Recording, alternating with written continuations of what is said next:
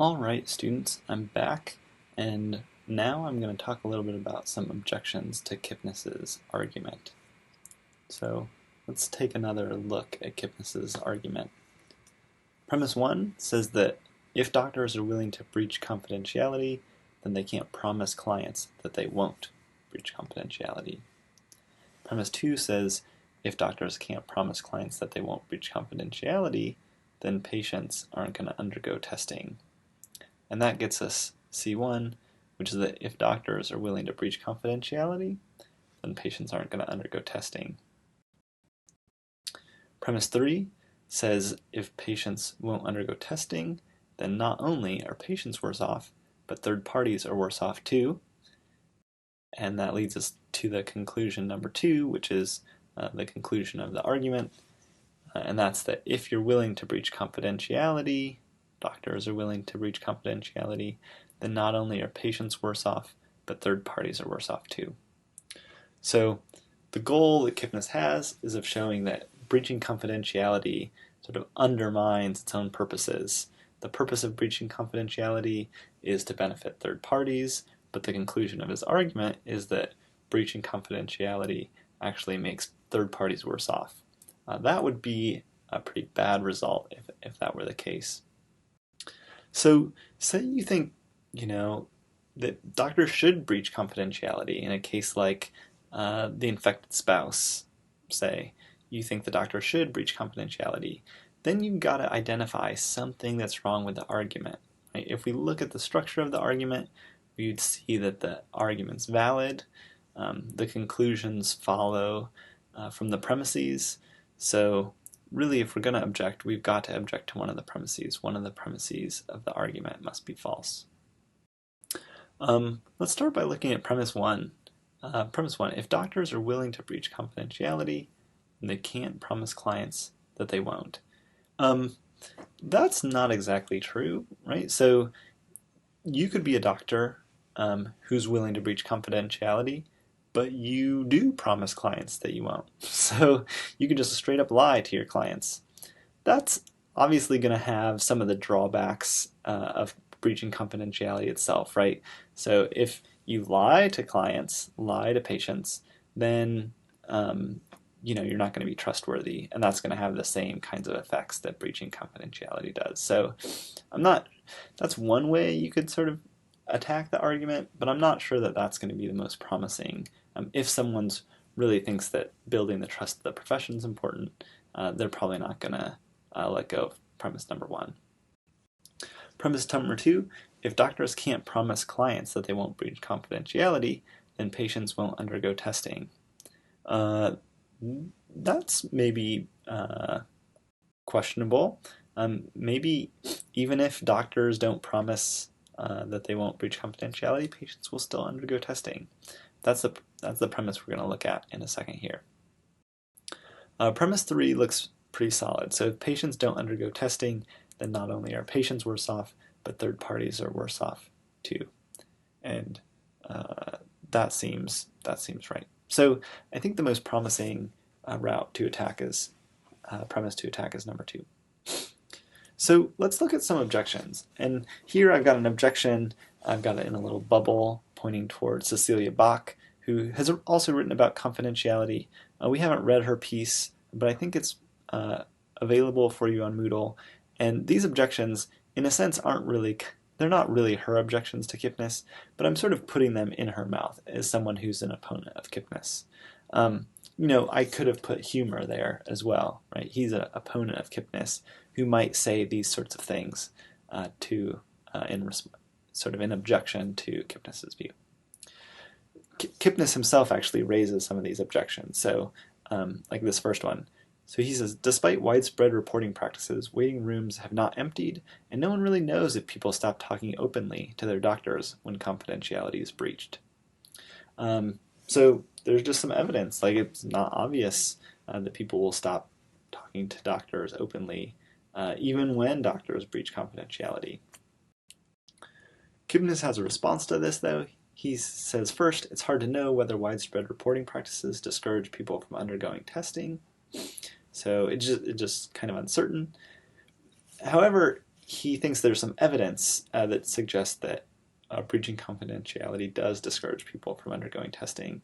He points to two things. So military enlistees in Honolulu sought out private psychologists when they wanted to discuss their sexual orientation.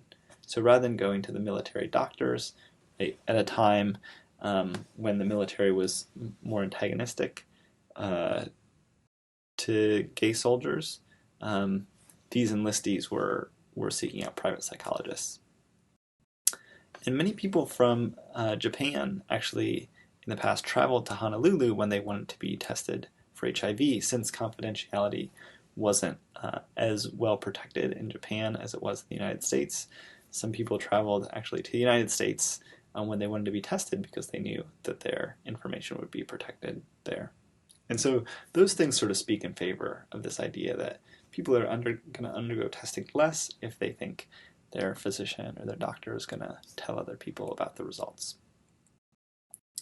He also says, and this is a bit more of a conceptual argument, he points out that if you strongly desire that E does not occur, right, that information about you doesn't get out, and you know that doing A is going to bring about event E, if you know that getting tested is going to bring about information being spread among the community, then you have a weighty reason not to do A, the act. So that's just sort of a general principle he thinks is true, and, sort of put in for E, like your private information being widely available, and Act A being like you getting tested, and the thought is it must be that you've got a weighty reason not to get tested. So for example, if Andrew doesn't want his wife to know that he's HIV positive, and he knows that telling his doctor about the reconciliation will result in their discovering that, then he has a weighty reason not to tell his doctor about the reconciliation. That's an example of this reasoning. Now, I think there's an objection to that reasoning, right? So in the example that Kipnis just gave, the conclusion wasn't that Andrew shouldn't undergo testing, but rather that Andrew shouldn't or wouldn't tell his doctor that he was reconciling with his wife. So an opponent of Kipnis could just say, hey, it might be that people don't want certain information to get out, or they don't want certain information to be revealed, but Andrew can prevent his wife from finding out that he's HIV positive or that he has the AIDS virus by just not telling his doctor that he's reconciling with his wife, right? So get tested, but just don't tell your doctor about your personal life at all. That would potentially solve the problem. If this is right, then the worry isn't really that patients aren't going to undergo testing, but rather that patients aren't going to tell their doctors about their personal lives, and that maybe isn't that bad of a result, right? So what if doctors don't know about the personal lives of their patients? When we think about that more carefully, we might think, well, there's a good reason for doctors to know stuff about the personal lives of their patients. If they know the kinds of activities and things that their patients are involved in, they might be able to better diagnose problems. So if your elbow is really hurting and you play golf a lot, right? Maybe you have golfer's elbow or something like that. But if your physicians don't know that you golf a lot, then they might have a harder time diagnosing that. The more general thought, though, is this. So even though people know that committing crime often results in imprisonment, and that imprisonment makes it more difficult for them to get jobs later on, people still commit crime. So the thought is that even when we know like doing a certain thing might have bad consequences for us later on, we still do those things anyway. And so it might be true that breaching confidentiality gives people this sort of sense that maybe their private information is going to get out, but they often just give that private information to others anyway. Think about us with the internet, right? We know that when we give our passwords to certain companies or things like that, that those could potentially be used to open up other accounts. When someone hacks into one software that you use, they might get your passwords and use those other places. But for the most part, a lot of people just use the same passwords everywhere anyway. So we're not really rational here. Similarly, the thought is even if people know that there are circumstances where their doctors are going to report their test results, they're still going to undergo testing. And so, what are we to think of that debate? I'm not sure where we should end up, but it's worth sort of thinking is this the things that Kipnis says, are we really going to end up with nobody going to doctors if a few doctors breach confidentiality once in a while? Maybe we won't end up there, and so maybe his argument's a little bit weaker. I'm going to say just a little bit about this paper that Cecilia Bach wrote, and then we're going to look at some application questions. So I want to talk about Bach just briefly because she has a very different kind of approach than Kipnis, and Bach's approach is more similar to that of Humer's. So one of Bach's theses is that the obligation to warn victims, and that's an obligation that we get, maybe not in the physician's case. I'm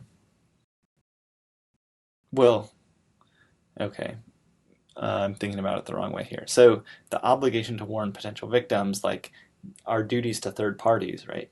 Though not as great for professionals as it might seem for other people, is still a strong one, especially in cases where serious harm is likely to occur. So I was thinking for a second that Bach was talking about the obligation to warn victims, which is something that psychologists have, for example. But here she's just saying obligations to warn third parties in general.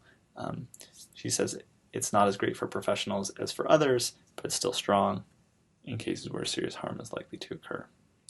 And she says, in such cases, the duty to warn ought to be overriding. So she thinks we should warn someone like Wilma in the case of the infected spouse. The same, she says, is true for confidences regarding past crimes. Here too, confidentiality counts, but it must be weighed against other aims, the aims of justice and restitution. And so what we get in these quotes is just a different view than Kipnis's view. So Kipnis is kind of motivated by a sympathy for something like rule utilitarianism or for Kant's principle of universalizability, but Bach's view is motivated more by something like act utilitarianism or Kant's principle of humanity. Again, Bach's view is similar to Humer's in these ways. Bach, compared to Kipnis, Bach's less willing to let a particular person suffer serious harm in order to secure some long-term benefit for third parties. Right? The same idea is true of Kant. He's not willing to violate someone's autonomy to harm a particular individual in order to get some further gain down the line. And so that's the kind of perspective that Bach has, which is that, yeah, it might be true that keeping this promise to Andrew is going to have good effects sort of globally or on the whole, or if everyone does it. But Bach wants to say, no, we need to really respect Wilma here. And if we're not telling her, warning her when she's in danger of getting a deadly virus, then we definitely, not warning her would definitely be wrong. Okay, let's look at some other examples real quick here. So one example is sort of like the confessional. So say you've done some bad things and you're starting to feel really bad about it. You can go to your priest and tell them those things that you've done. Right? Maybe you stole some things. Maybe you injured someone. You're allowed to tell a priest that, and he's not allowed to tell government officials or authorities what you've done. But maybe if the crime's severe enough, right, it might seem like a priest should report some past crime. So there's a famous case of where some people, there are cases where people murder other people, and the priest sort of keeps that information secret. There's a famous case where a client has told his lawyer, right, where he's hid the bodies of some of his victims, and the lawyers sort of aren't willing to tell this information to authorities unless they get a deal for their client. And in these cases, it just seems sort of like, man, come on, the professional, the priest, the lawyer really should reveal this information. It's important that people have it.